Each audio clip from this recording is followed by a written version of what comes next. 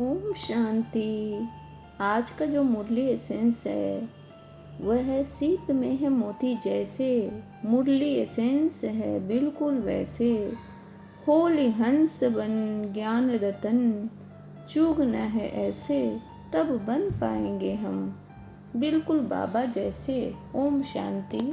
आज 17/4/2021 की जो मुरली है, बाबा ने कहा, मीठे बच्चे, बाप के पास जो वक्खर है, समान है, उसका पूरा ही अंत तुम्हें मिला है। तुम उसे धारण करो और कराओ। त्रिकालदर्शी बाप ड्रामा के आदि मध्य अंत को जानते हुए भी कल की बात आज नहीं बताते हैं। बाबा का कहना है कि मेरे पास जितने भी खजाने हैं जो तुमको मिले हैं, उसको तुम धारण करो। तुमको मैंने सब कुछ दे दिया है। मैं सौदागर बाप, रत्नागर बाप, तुमको हर तरह का सौदा करने के लिए अलाउ करता हूँ। तुम बस मुझे याद की यात्रा दो और मुझे याद करो और मेरे सारे खजाने ले लो।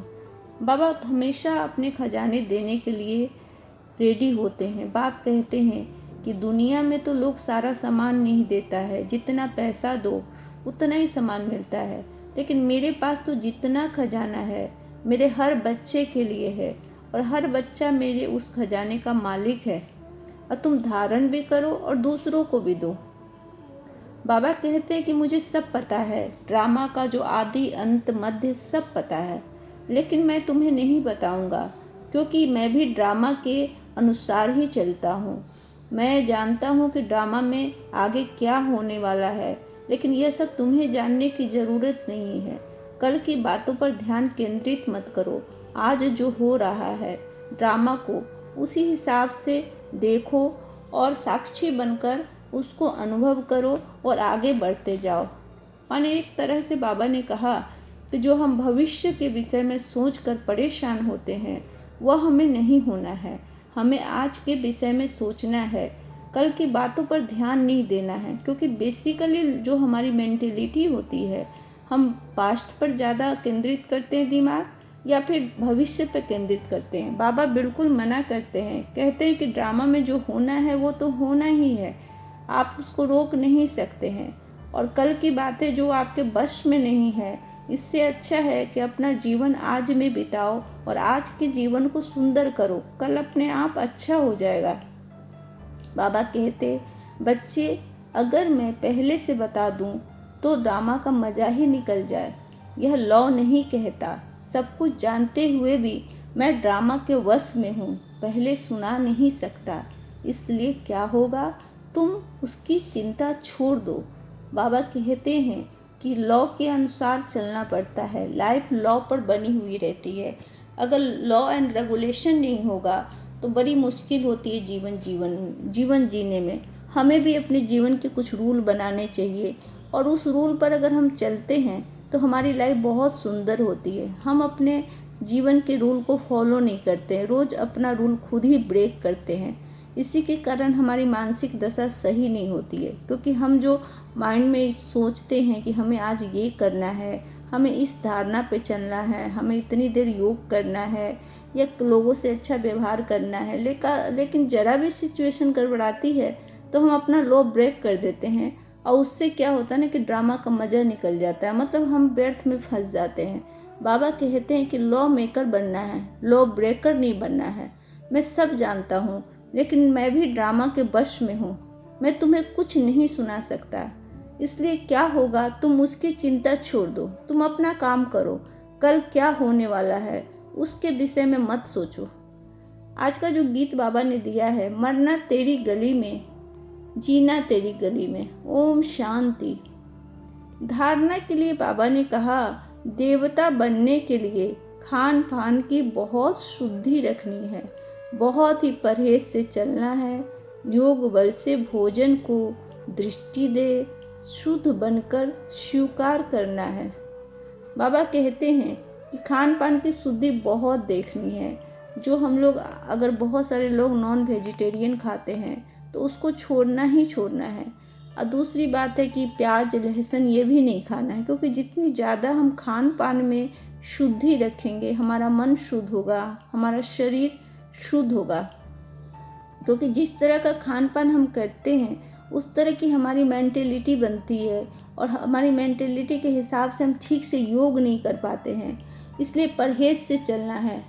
योग बल से भोजन को दृष्टि से शुद्ध बनाकर स्वीकार करना है। जब भी हम खाना खाते हैं तो बाबा को पहले भोग लगाएं, फिर बाबा को कहें कि बाबा आपका प्रसाद है, यह अमृत है हमारे लिए, ये मेरे शरीर में जाकर या मेरे परिवार के शरीर में जाकर उनको बहुत सुख देगा, हेल्थ देगा।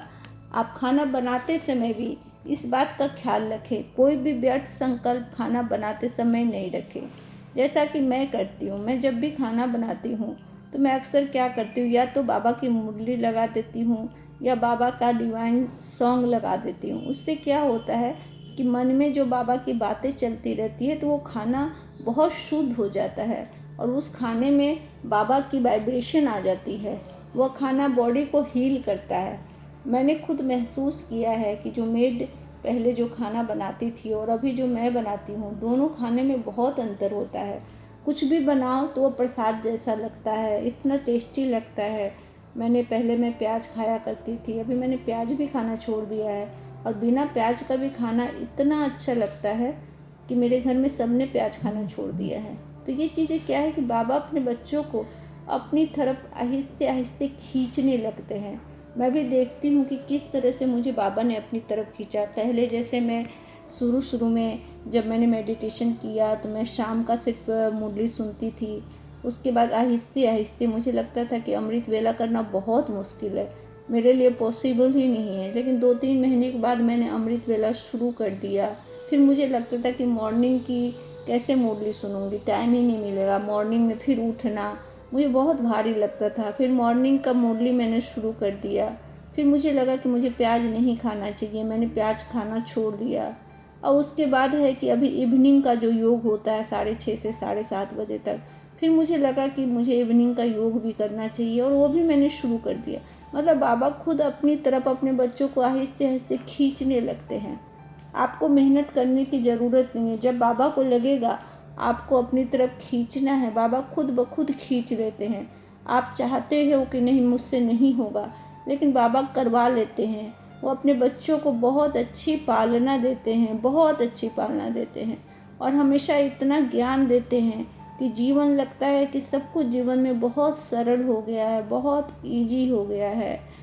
माने सफलताएं तो ऐसे कदम चूमने लगती है कि आप पूछो ही मत। जो भी सोचो वो बातें पूरी हो जाती है। तो आप लोग ज़रूर फॉलो करो, बाबा को फॉलो करो, बाबा से ज्ञान लो, मुरली सुनो, और साथ में मेडिटेशन कोर्स ज़रूर करो। मैं मेडिटेशन कोर्स का जो नंबर है मैं डाल दूँगी इनबॉक्स में, आप उस पर मैसेज करोगे तो जब भी नया कोर्स शुरू होगा आप उसको ज्वाइन करो। माने ज़िंदगी को अगर स्वर्ग करना है, जीते जी अगर भगवान को पाना है तो ज़रूर हमें मुरली सुननी चाहिए और बाबा को फॉलो करने चाहिए। दूसरा जो धारणा है, परम पिता परमात्मा के हम बच्चे अथवा स्टूडेंट हैं, वह हमें अब अपने घर ले जाएंगे।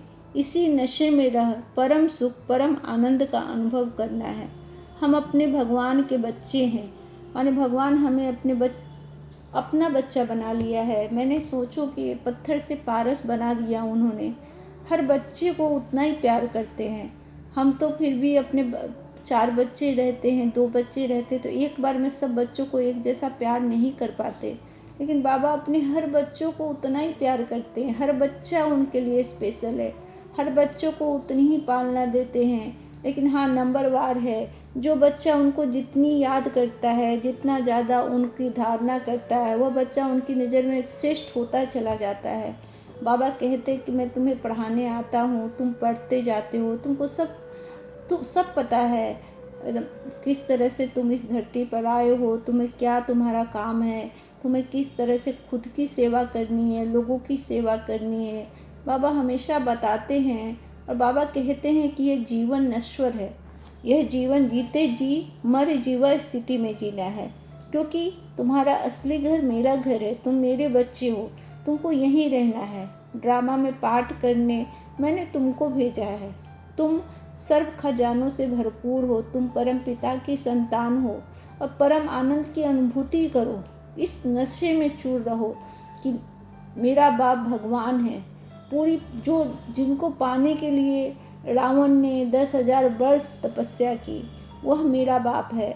माने कितनी बड़ी बात है कि भगवान हमें अपने बच्चों की तरह प्यार करते हैं, रोज़ पालना देते हैं, रोज़ नया ज्ञान देते हैं। इतना ज्ञान कि लगता है कि ख़त्म ही नहीं होता। रोज़ नई बातें सुनने को मिलती है। रोज़ माने गीता में भी जितना ज्ञान नहीं होगा उतना ज्ञान मुरली में है।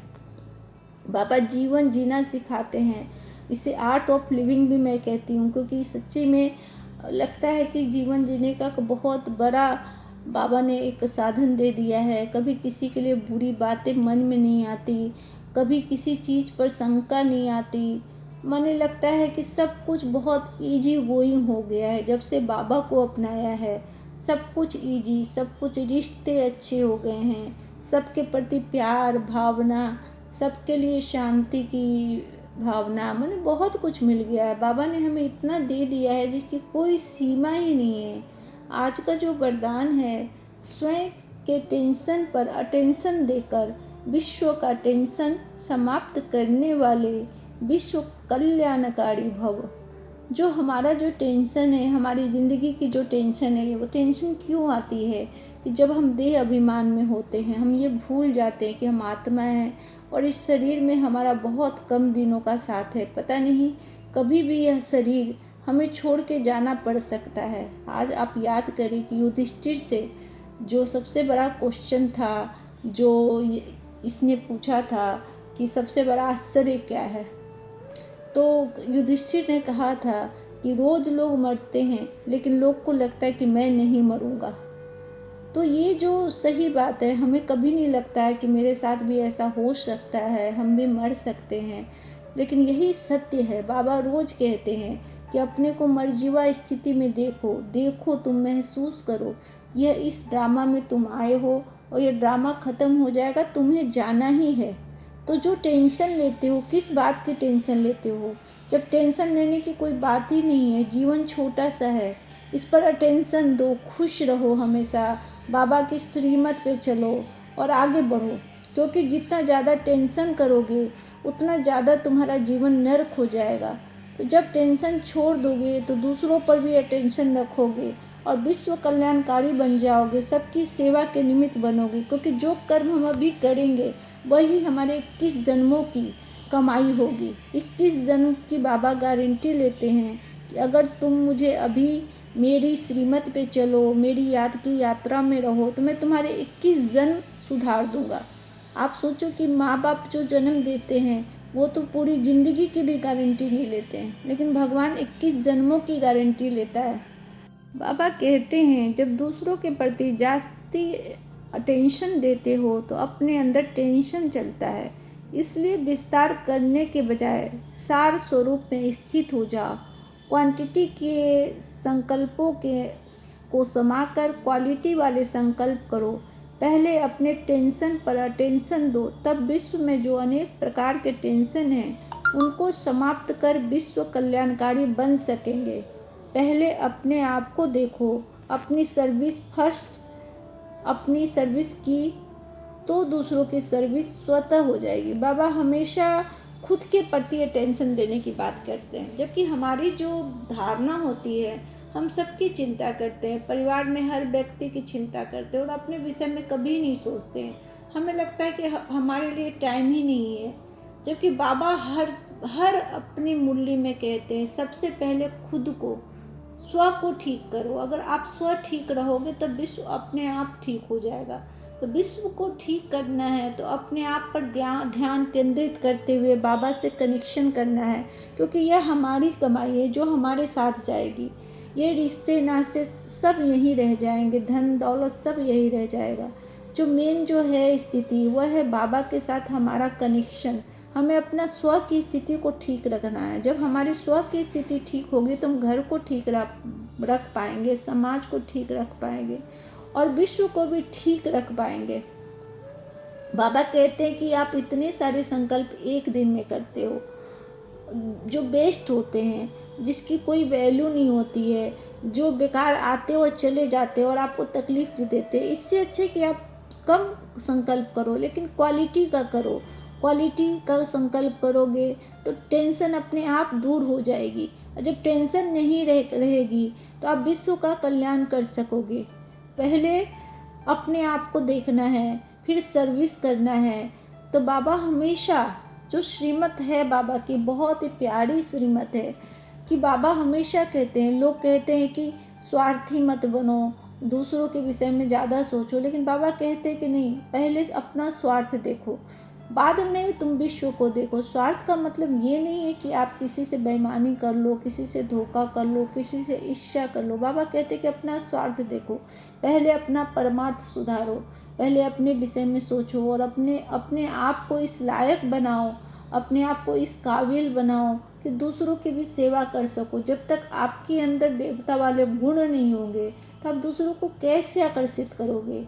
आपको अपने अंदर देवता रूप लाना है, देवता की तरह आपको बनना है। तो बाबा हमेशा ऐसा गुण देते हैं कि आप देवता की तरह बन जाएंगे। अगर बाबा के श्रीमत पर चलेंगे तो आहिस्ते आहिस्ते देवताई गुण आने लगेंगे। बाबा तो ये भी कहते हैं कि देवता से भी ज़्यादा आप श्रेष्ठ हो, क्योंकि देवता तो सिर्फ स्व का उनको मिलता जो भी परमार्थ है, आपको तो भगवान का भी परमार्थ मिलता, भगवान भी आपके साथ है, आपका जो देवता वाला गुण भी साथ है, भगवान की भी आपको खजाने मिल रहे हैं। तो आप तो देवता से भी श्रेष्ठ हो। आप चाहो तो आप बहुत कुछ कर सकते हो। आप अपनी लाइफ में विश्व की सेवा कर बाबा का हाथ बटा सकते हो, अपनी फैमिली को बहुत खुश रख सकते हो, अपने जीवन को बहुत सुंदर कर सकते हो। बाबा का आज का स्लोगन है, योग की अनुभूति करनी है तो दृढ़ता की शक्ति से मन को कंट्रोल करो। बाबा कहते हैं कि दृढ़ होना बहुत ज़रूरी है, क्योंकि दृढ़ता ही इंसान को आगे की ओर ले जाती है। हम क्या होते हैं, अपने लाइफ में बहुत लूज होते हैं। आज किसी काम को करते हैं, थोड़ा डिफ़िकल्टी आती है, हम उस काम को छोड़ देते हैं, फिर दूसरा काम चूज कर लेते हैं। तो ऐसी स्थिति में हम अपने आप को कंट्रोल नहीं कर पाते, और यही चीज़ जो हमारे मन में व्यर्थ पैदा करती है, नकारात्मक सोच पैदा करती है। तो सकारात्मक सोच के साथ जीना है तो दृढ़ होना बहुत ज़रूरी है। अगर प्रण कर लिया तो कर लिया, बाबा को अपना बना लिया तो बना लिया, योग करना है तो करना है, मुरली सुननी है तो सुननी है, किसी भी हालात में सुननी है। तो जैसे जैसे अपने मन को दृढ़ करते जाएंगे, जैसे जैसे मनुष्य भगवान की श्रीमत पर चलते जाएंगे तो लाइफ सुधरती चली जाएगी।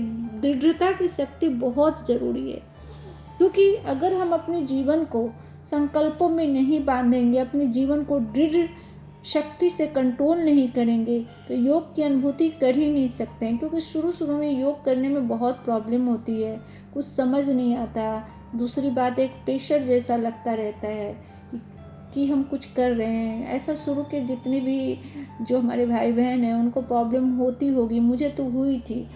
लेकिन अगर आपका दृढ़ संकल्प रहता है तो धीरे धीरे उसमें आनंद आने लगता है, एक असीम सुख की प्राप्ति होती है।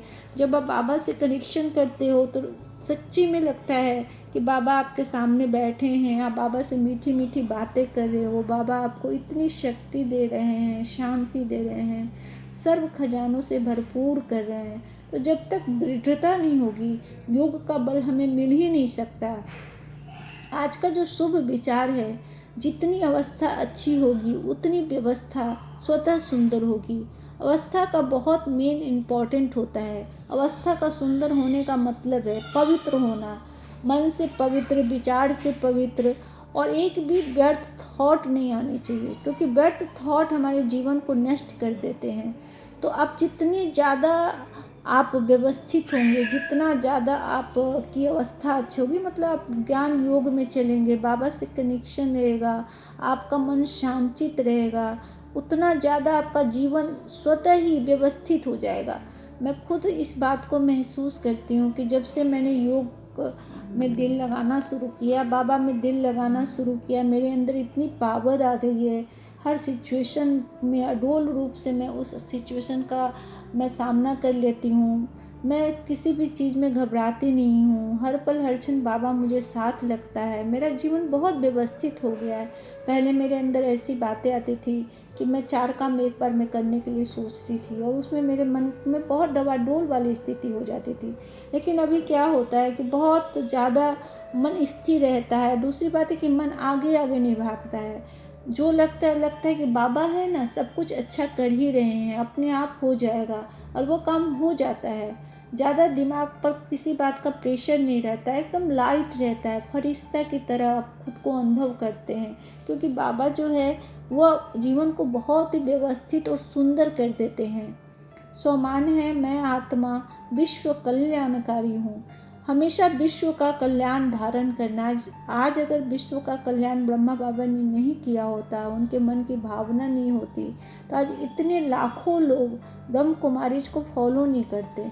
क्योंकि जो सुख बाबा दे रहे हैं, मुझे लगता है कि कोई भी धर्म, कोई भी ग्रंथ, कोई भी मंदिर या कोई भी पूजा पाठ नहीं दे सकता। आप कितने भी मोटिवेशनल स्पीकर को सुन लो, और जितना ज्ञान बाबा देते हैं, रूहानी ज्ञान, रूहानी स्कूल में आप पढ़ते हो, आप एक यूनिवर्सिटी में पढ़ते हो, ईश्वरीय महाविश्वविद्यालय में पढ़ते हो, जहाँ खुद भगवान पढ़ाते हैं। जब भगवान पढ़ाते हैं तो आप सोच सकते हो कि कितने ऊंचे दर्जे की पढ़ाई है, और हमें उसमें पास होना है, हमें अच्छे नंबर्स लाने हैं, ताकि हम विश्व का भी कल्याण कर सके और अपना भी कल्याण कर सके। बाबा जो बहुत ही प्यारी प्यारी बातें बताते हैं, अगर एक दिल से अगर आप उसको याद करो, सोचो, तो लगेगा कि ज़िंदगी में ऐसी चीज़ मिल गई है, ऐसा खजाना मिल गया है जो बहुत मुश्किल से किसी को मिलता है। मतलब भगवान मिल गया है। मैं तो कभी भी सोचती हूँ तो मुझे हैरत होती है, और अफसोस भी होता है कि मेरी इतनी लंबी लाइफ बेकार हो गई। आज 1 साल लॉकडाउन हुआ और मुझे बाबा से साक्षात्कार हुआ। 1 साल में इतनी प्राप्तियाँ हुई, इतना सुख मिला, जो भी व्यर्थ संकल्प थे वो ख़त्म हो गए। बाबा से एक कनेक्शन हो गया, उनसे बातचीत करके कहीं से अकेलापन नहीं लगता। अकेले भी लगता है कि बहुत रमणीक लगता है, लगता है बाबा है ना मेरे साथ। ऐसा लगता है कि जीवन में और कुछ चाहिए ही नहीं, सब कुछ बाबा ने दे दिया है। तो ऐसी फीलिंग जब आने लगेगी तो आप खुद सोचो कि कितना अच्छा लगेगा। भगवान को कौन नहीं पाना चाहता है, कौन कौन नहीं चाहता है कि भगवान उनका दोस्त बन जाए, उनका पिता बन जाए। हर संबंध आप बाबा से निभा सकते हो। कभी दोस्त बना लो, कभी पिता बना लो, कभी अपनी प्रेमिका बनवा लो, कभी भी। बाबा ये भी कहते हैं कि मैं मासूम हूँ और तुम मेरे आशिक हो। मतलब बाबा हर तरह से मनोरंजन करते हैं। कभी कहते हैं कि तुम मेरे साथ खेलो, खाओ, पियो, सब कुछ करो। बस बाबा आपको रोकते नहीं है, कभी रोकते नहीं है कि तुम ये मत करो, वो मत करो। बस यही कहते हैं कि हर कर्म करते हुए मेरी याद में रहो, अपने बाप को याद करते रहो और वर्षा लेते रहो। आज का जो अव्यक्त इशारा है वह है, जो निमित्त बनी हुई आत्माएं हैं वे शक्ति स्वरूप विघ्न विनाशक स्थिति में स्थित रहने का अटेंशन रखो। बाबा कहते हैं कि जो आत्माएं हैं वे शक्ति स्वरूप विघ्न विनाशक है, और हमेशा स्थिति में रहने की अटेंशन रखो। कभी भी अपनी स्थिति को डवाडोल मत करो। अगर एक ही नशा आप पर चढ़ जाए कि मेरा पिता परमात्मा है, मैं भगवान का बच्चा हूँ, मैं भगवान की बच्ची हूँ, तो हमेशा अपनी स्थिति अच्छी ही रखेगी। क्योंकि हम कब हमारी स्थिति खराब होती है, जब हम खुद को कमज़ोर समझते हैं, हमें लगता है हमारे पास कोई नहीं है, हम अकेला फील करते हैं, तो हम खुद ब खुद हमारी शक्ति छीन हो जाती है। लेकिन जैसे ही हमें लगता है कि हम भगवान के बच्चे हैं, भगवान ने हमें स्वीकार किया है, तो खुद ब खुद हमेशा स्थिति बहुत अच्छी हो जाती है। और स्वयं प्रति ही नहीं, पूरी दुनिया के लिए आपको अच्छी स्थिति रखनी है। बाबा कहते कि स्टॉक जमा करते रहो। जैसे स्टॉक जितना जमा करोगे, औरों के लिए भी विघ्न विनाशक बन सकोगे। बाबा हमेशा कहते हैं योग की शक्ति से स्टॉक जमा करते रहो, क्योंकि जितना ज़्यादा स्टॉक होता है, हमारे घर में भी हम किसी चीज़ का स्टॉक जमा करते हैं, ताकि क्या है कि चीज़ खत्म नहीं हो। तो वैसे ही है कि ज्ञान का जितना स्टॉक जमा करते रहेंगे, उतना ही ज़्यादा हम लोगों को भी बांट सकेंगे। क्योंकि जिस चीज़ की हमारे पास कमी होगी वो हम कभी किसी को दे नहीं सकते। लेकिन जब हमारे पास ज़्यादा लगेगा कि नहीं, ये तो हमारे पास ज़्यादा है, हमारे हिसाब से ज़्यादा है, तो हम दूसरों को भी देने लगेंगे, और जितना बांटेंगे उतना बढ़ता चला जाएगा, क्योंकि ये ज्ञान का खजाना है। ज्ञान का खजाना बढ़ता ही जाता है, जितना बांटेंगे उतना बढ़ता चला जाता है। बाबा आज का जो योग अभ्यास है, बाबा कहते हैं मैं गोपी बल्लभ की सच्ची गोपिका हूँ। मतलब मैं सच्ची में, बाबा कहते हैं कि ऐसा ही महसूस करो कि मैं गोपी बल्लभ की सच्ची गोपिका हूँ। मतलब जैसे कृष्ण की गोपिका उनकी मुरली के धुन पर बिल्कुल मदहोश हो जाती थी, नशे में चूर होकर नाचने लगती थी। हमें भी बाबा के नशे में चूर होकर नाचते रहना है। हम भी उसी गोपिका की तरह हैं। हमारे गोपी बल्लभ हमारे शिव बाबा हैं, हमारे शिव बाबा हैं। हम लोग उनकी सच्ची गोपिका हैं। बाबा जैसे जैसे कहेंगे हमें उन्हीं के इशारों पर नाचना है, उनकी श्रीमत पे चलना है।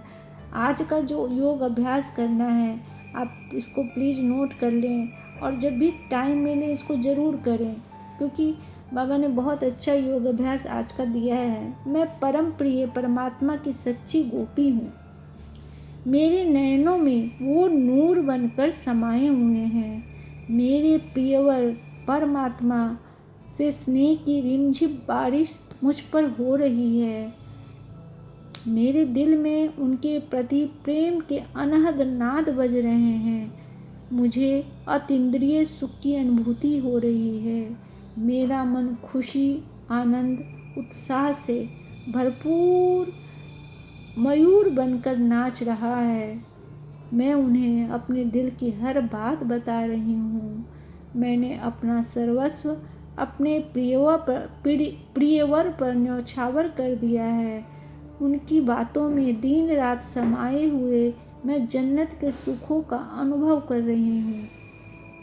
बाबा ने बहुत ही सुंदर योग का अभ्यास बताया है कि अगर इस तरह से योग का अभ्यास करते हैं तो बहुत ही अच्छा लगता है। ये योग अभ्यास का टेक्स्ट मैं डाल देती हूँ ताकि आप इसको योग अभ्यास कर सकें और बहुत सुखद अनुभूति कर सकें। चिंतन जो है आज का, दिल में बस एक ही मुरली और एक ही मुरलीधर समाया हुआ हो। मेरा तो एक शिव बाबा, दूसरा न कोई। दुनिया के सभी रिश्ते नाते, सगे संबंधी सभी से ममत्व समाप्त हो जाए। तुम ही संग खाऊं, तुम ही संग खेलूं, तुम ही संग जागूं, तुम ही संग सोऊं। ये पक्का करना है, ये पक्का होता जाए, ऐसा योग करना है। एक साजन से ही अपने दिल की हर बात कहें। कोई हमें देखे तो उसे परमात्मा का साक्षात्कार हो। बाबा कहते हैं कि कभी भी मेरी बेइज्जती मत कराना। तुम बाबा के बच्चे हो और हमेशा ऐसा अपना तुम्हारा जो मूर्ति है, तुम्हारी जो प्रतिमा है, तुम्हारी जो तस्वीर हो, ऐसी हो जिसमें मेरा साक्षात्कार हो जाए। बाबा को समझ में आ जाए, लोगों को समझ में आ जाए कि यह बाबा का बच्चा है और वह आपके जैसी बनने की प्रेरणा उसे मिले। बाबा कहते कि एक तो मेरा बाबा, दूसरा न कोई। उन्हीं के साथ मुझे अपने जीवन का हर दुख सुख और खुशियाँ बांटनी है। बाकी सारे रिश्ते व्यर्थ हैं। बस ये सोच के कर्म करना है कि ये बाबा के बच्चे हैं, मुझे सेवा करनी है, बस सेवा ही करनी है। और इस तरह से अगर हम बाबा के श्रीमत पर चलते रहेंगे तो हमारा जीवन बहुत सुंदर हो जाएगा। बाबा हर मुरली में इतनी सुंदर सुंदर धारणाएं देते हैं। आज बाबा ने कहा कि मैं गोपी बल्लभ की गोपिका हूँ, मतलब है कि बाबा के नशे में चूर गोपिका हूँ। बाबा जब पुकारेंगे तो मैं पागलों की भांति दौड़ती चली जाऊंगी। उनके श्रीमत पर ही मेरा सारा सुख है। बाबा बहुत बोलते कि मैं तुम्हें सब खजाने देता हूँ, मैं इतना बड़ा सौदागर हूँ कि बस एक याद करो, मेरे सारे खजाने तुम ले लो। बाबा ये भी कहते हैं कि देवता से तुम श्रेष्ठ हो, क्योंकि देवता तो सिर्फ आत्म अभिमानी है, तुम तो देह अभिमानी के साथ साथ आत्म अभिमानी हो, क्योंकि तुम्हें परमात्मा की श्रीमत में हो। तुम परमात्मा तुम्हें हमेशा ज्ञान देता है, परम धाम से आकर तुम्हें रोज पढ़ाता है। कितना अहोभाग्य है हमारा, कितने भाग्यशाली आत्माएं हैं हम। कभी दिल से सोच कर देखें, तब लगेगा कि सच्ची में कौन मिल गया है, भगवान मिल गया है। भगवान का मिलना माने कितना श्रेष्ठ भाग्य हमारा कि हमें भगवान मिल गया है। अगर इस बात को सोचेंगे, मन से दिल से सोचेंगे, तो सर्व सुखों की प्राप्ति होगी, दूसरों को भी सुख दे पाएंगे। ओम शांति।